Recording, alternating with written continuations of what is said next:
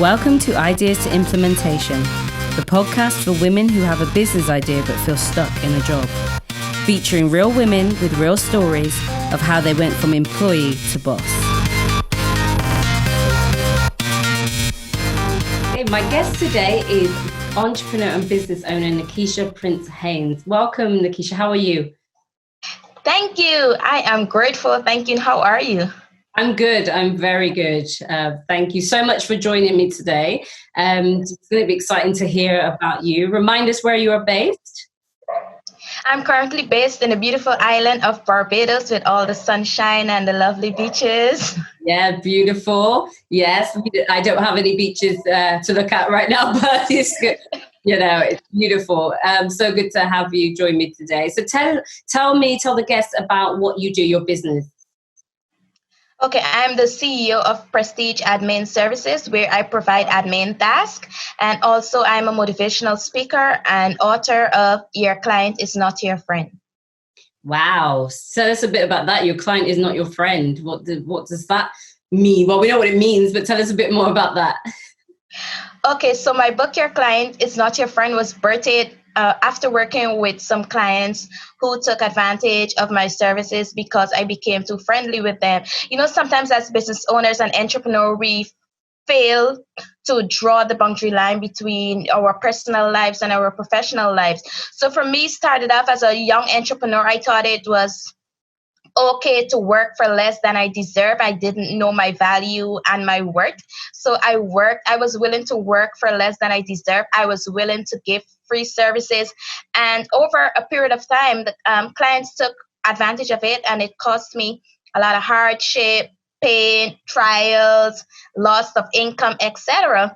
And then one day I was browsing my online groups, and I realized that there were other entrepreneurs, even seasoned entrepreneurs with over 10 years and 15 years of experiences, that were complaining about the same issue. So then a family friend visited me one day, and jokingly I said to him, maybe I should write a book about this because there's so many experiences that I have and other persons making the same mistakes. Might as well I write a book. And he was like, yeah, sounds like a great idea. So go ahead. So that's what brought to the book, Your Client is Not Your Friend. So it's based on mostly my personal experiences and that of others, teaching them how not to make the same mistakes that we did and how to scale their business and take it to the level that they would like their business to be at. Of course, I think that's really important. Like you said, so many entrepreneurs struggle with that because you work for yourself. You want to give a good service, but the danger is, like you said, not putting boundaries in place. And unfortunately, people taking advantage of that. So I think that's key and really an important book, an important message to get out there. Definitely. So what did you do before branching out on your own? What job were you in? I was in the marketing industry and I acted as a personal assistant for a graphic designing company. So I did a bit of graphic designing, a bit of marketing, and some admin tasks before branching off into my own company. And yes, I did work for the government previously in accounting and secretarial work, etc. So it's like I just gather all of those experiences and those skills from then and just combined it and place it into my business. Of course, yeah, because you got loads of experience from what you were doing before. But what gave you the confidence to say, okay, I'm going to do it by myself? Because, you know, that's the thing that people normally struggle with. Although they've got experience, they know they can do it. It's that confidence. How did you gather the confidence? Well, for me, I had a strong supportive team. I must admit, I had a strong supportive team that saw the will in me and saw that I had the ability and the potential to branch off on my own. So I had them supporting me and encouraging me, why not do it on your own? And added to that, I'm in a lot of online groups, and in some of the online groups, you know, they ask for accountability partners. So I was willing to be other accountability partner for other persons. And in doing so, a couple of them was like, Nekisha, why not do this as a paid service? Because you're there mentoring, you're coaching, and we're seeing results in our businesses. So instead of just doing it as a free service, maybe you should do it as a paid service. So that helped to boost my confidence in that area. And I decided, well, hey, I'm going to add it as a paid service for my business. Wow. Yeah. So sort of putting your services out there, doing what you do, and then develop the business that way. Would that be fair the way to do it? And the importance of having supports and a supportive network is help to boost your confidence. Definitely. Yeah, brilliant. So what has been the greatest achievement so far in your business? So for me, my greatest achievement to date is self-publishing my book. Not only publishing my book, but self-publishing my book and having it achieved #1 new release rank in less than 12 hours. And added to that, I had #1 new release 3 weeks straight. And my book was attained bestseller rank #3, #4, #8. And presently, my book is still listed in the top 100 bestseller rank. So for me, that's a great achievement, being that I'm a new author. It's my first book, and my book is only 1 year and like 2 months. And to achieve that ranking, I felt really, really great. And sometimes the feeling is like unexplainable that, you actually did it. You bring that idea to fruition and you achieved such a great achievement. Yeah, no, I can imagine. And well done. Congratulations. It's such an amazing feeling to see an idea that you have just be birthed and brought to life. And not only that, but that other people, like what you've done, enjoy your book or whatever the idea is. It's awesome. Yes, definitely. Yeah, well done. So in terms of that's the achievements, and that's great. But again, it's not always easy, or it's never easy to start a business, to run a business. I mean, the starting is one thing, but to continue in it. What has been some of the challenges that you personally have had to overcome and face to running a business? One of my biggest challenges is saying no. I have a problem with the word no. And over a period of time, I had to come to the realization that, hey, it's okay to say no. Even if it means to your close family and friend, you have to say no. Like I always tell persons and during my interviews and even my clients, at the end of the month when the bills roll in, your family, your close friends is not going to pay the bills. So at some point in time, you got to realize that, hey, this is about you and how you want to run your business. And if you continue running your business on not knowing when and how to say no, then it's going to dampen your business and it's going to eventually crumble, because you have to make money. And in order to make money, you have to stand firm in your business and overcome those challenges of not knowing when and how to draw the boundary line. So that was one of my biggest challenges thus far, of learning how and when and who to say no to. Gosh, I think that's so important, because we can struggle to say no, even when it doesn't serve us, it's not helping us. You keep saying, and I think it's such a key word, boundaries. That is so important, not just in business, but in life. It's Yes. so important to have boundaries, because if you don't, you will end up giving and spending out and end up being no good for anyone, yourself or anybody else. So yeah, I think that's so important. Thank you for that. So what's the next big thing for you in terms of where you're taking your business? How are you planning to develop, and how has it been being an entrepreneur, working for yourself and growing and scaling your business, if that's the plan? How's it been? For me, it's been really great, because with the book, as it is right now, I'm more niche, more towards the book right now and speaking engagements. So thus far, I've been doing a lot of webinars and a lot of online interviews and workshop, etc. And what's also great for me coming out of the book is that I have the government's supporting me behind the book. So I'm supposed to be doing a big relaunch. It was supposed to be in May. Right. But due to the COVID, I have to put it off until a later date. But I'm really excited about that. And I have traveled as well to do webinars surrounding my book. So that was like one of my biggest things. I currently have a webinar to do for a university in Ghana and one for a company in Nigeria. So I'm really excited about doing that. Recently, I concluded a webinar with 256 persons globally. was myself among 5 other speakers. So that was for me another great achievement. And I'm looking forward to doing many more webinars and to spreading my wings out there and getting more known in the industry of being a great motivational speaker. That's brilliant. And I wanted to touch on that. So firstly, how has COVID-19 affected you in Barbados? That's the first question. And how have you had, so like you were saying there, you had something booked in May, you've had to be pushed back, had to change. Tell us about having to pivot and how you deal with challenges that come in business. How have you found that?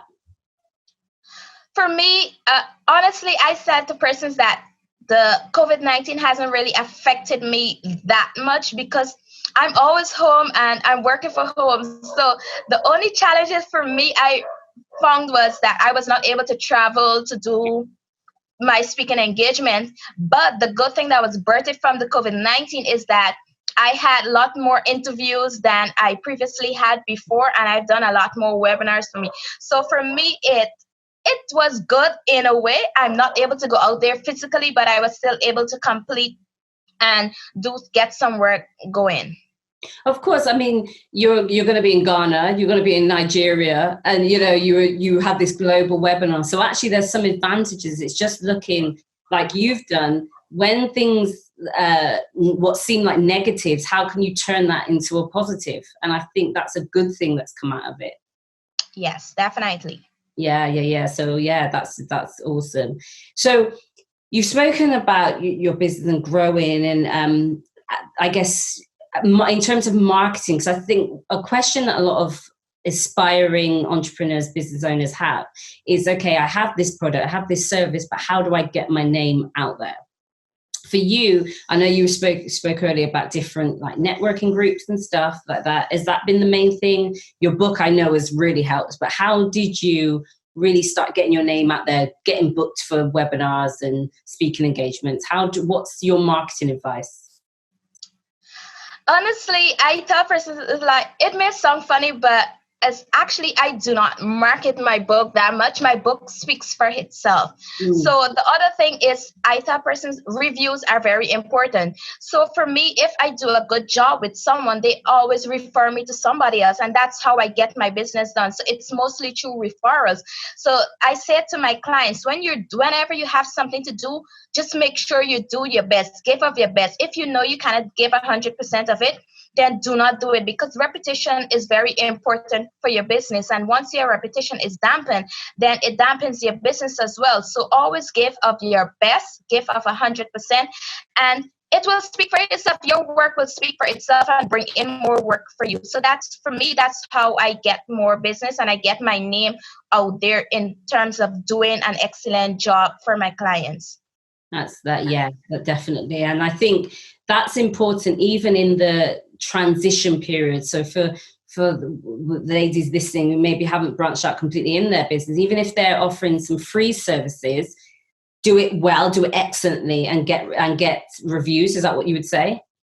Yes, definitely. Reviews is very important, because for me, even when I started and I was doing free work, I ensured that I had my reviews. And like I said, it was based on the reviews from persons that I did the free stuff for, is what pushed me and boosted my confidence that, hey, I could do this as a paid service because it's been well received.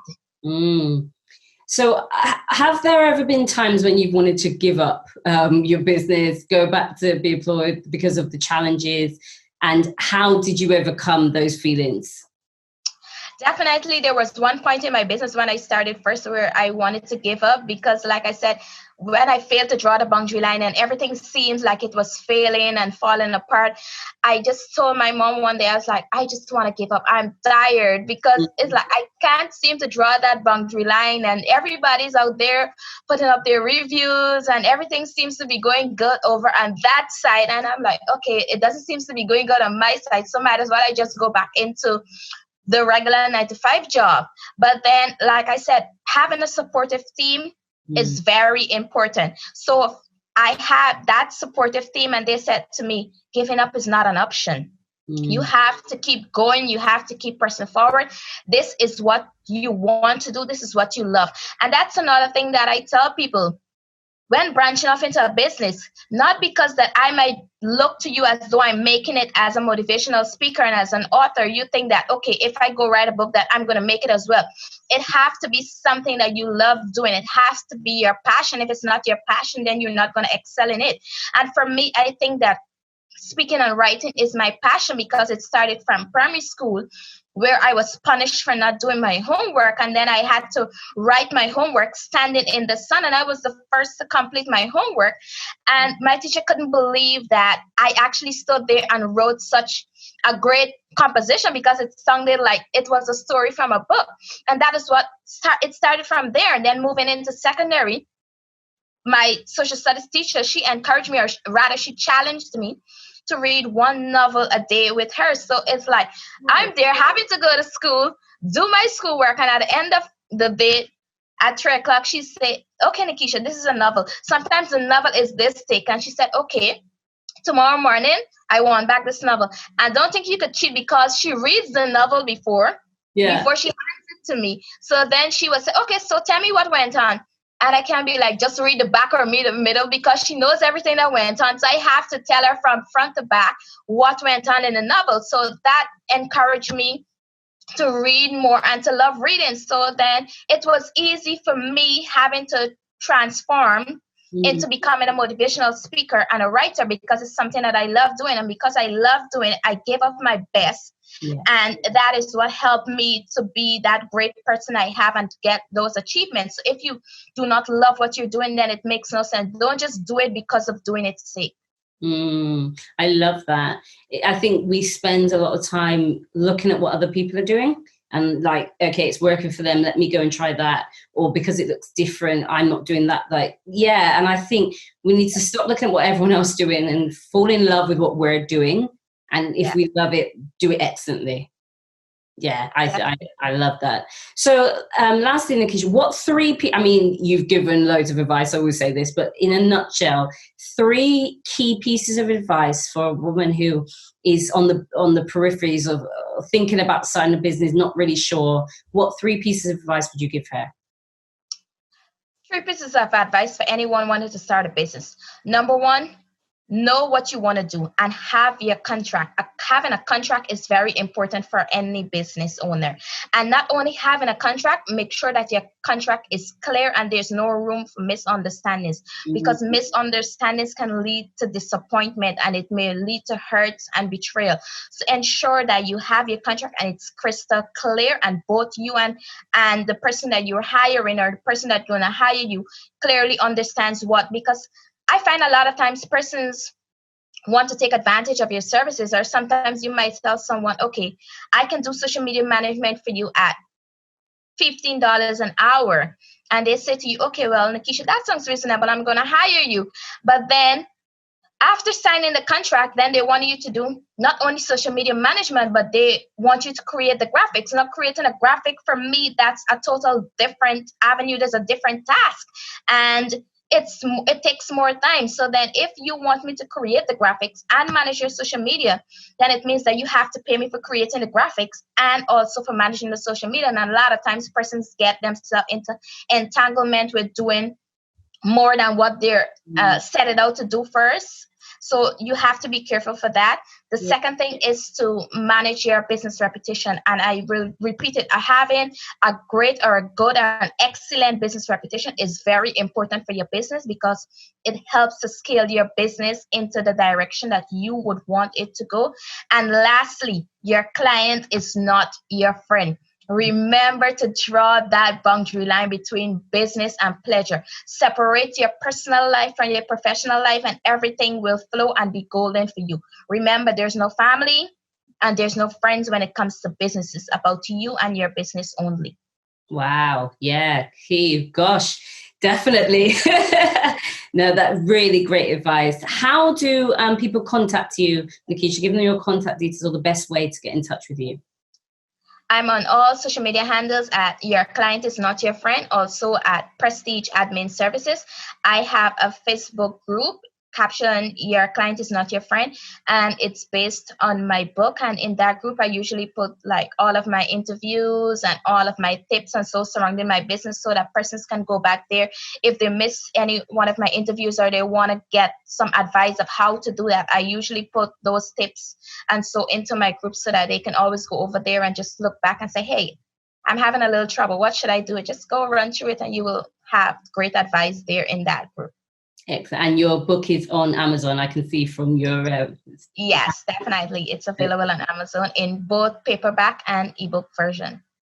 Excellent. Thank you so much for taking your time to speak to us. Just such great advice. And yeah, we've got to remember that our clients are not our friends. Exactly.